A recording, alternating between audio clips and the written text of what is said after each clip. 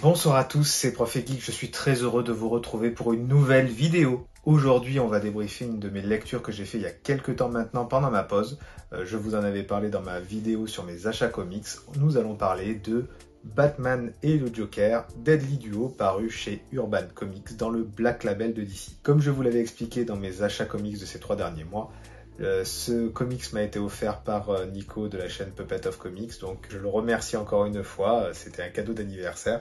Je vous avais expliqué que je ne connaissais pas du tout l'existence de ce titre jusqu'à quelques semaines avant sa sortie, donc il était sorti en octobre, et j'avais vu sur les réseaux d'Urban que voilà, le Black Label allait s'enrichir d'une histoire qui mettait côte à côte Batman et son ennemi préféré, le Joker, pour un Deadly Duo, un duo mortel. Donc j'étais assez content de découvrir cette histoire.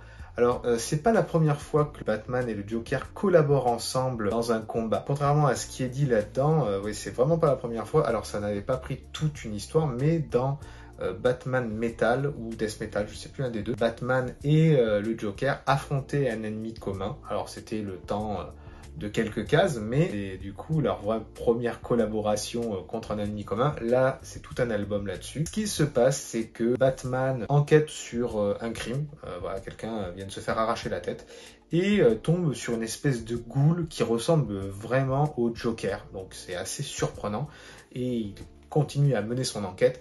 Finalement, il est contacté par le Joker qui a allumé le bat-signal pour lui dire que quelque chose lui a été volé et qu'il a besoin de Batman pour le retrouver. De plus, Gordon a été enlevé.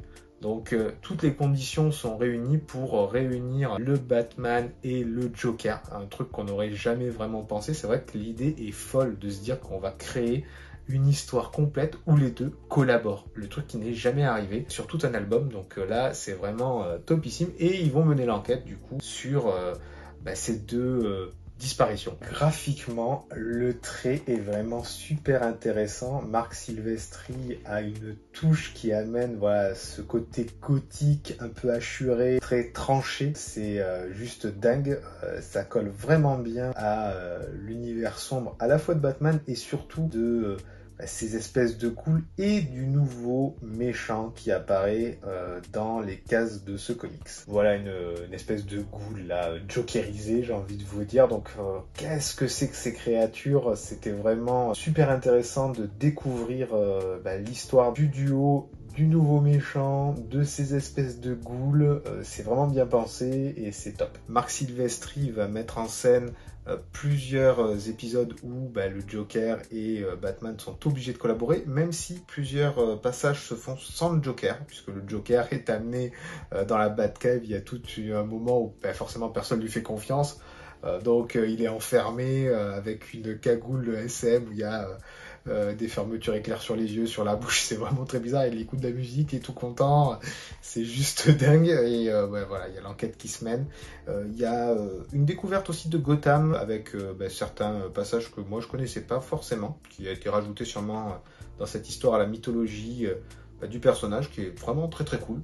Donc il y a vraiment une suite de découvertes, des choix pas faciles. Le Joker est incontrôlable, il va y avoir des moments dans le train, c'est juste génial ce qu'il propose, ça me fait rire, c'est n'importe quoi, le type est un fou furieux. Batman n'arrive pas à le contrôler et est toujours à deux doigts de lui péter la bouche parce que il fait n'importe quoi, même s'il y a des fois, il s'en sort pas trop mal et il y a forcément des retournements de situation, il y a du combat, c'est vraiment une super découverte ce comics là, je le recommande vraiment, je mettrais franchement un bon 16-17 sur 20. Le Black Label me plaît vraiment beaucoup.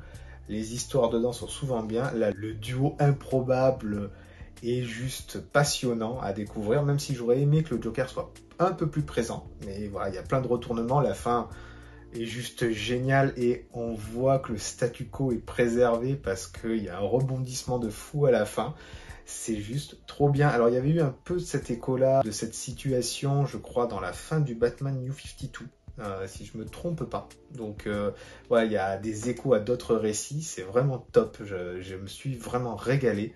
C'était une super découverte et je le recommande fortement. La vidéo touche à sa fin. Comme d'habitude, je remercie tous ceux qui s'abonnent à la chaîne, qui activent la cloche pour être prévenus de toutes les sorties de mes vidéos, qui vont commenter, qui vont mettre des pouces, qui partagent sur les réseaux. Voilà, la communauté grandit, c'est grâce à vous, je vous remercie. N'hésitez pas à me mettre en commentaire ce que vous avez pensé de ce titre. Si je vous ai donné envie de le découvrir, de le lire, il vaut vraiment le coup. C'est un one-shot, donc ne vous privez surtout pas. C'était Prof et Geek, je suis très content d'avoir fait un petit bout de chemin avec vous dans ce multivers de la pop culture. Vous le savez, Batman est mon héros préféré et j'adore vous amener dans toutes ces histoires.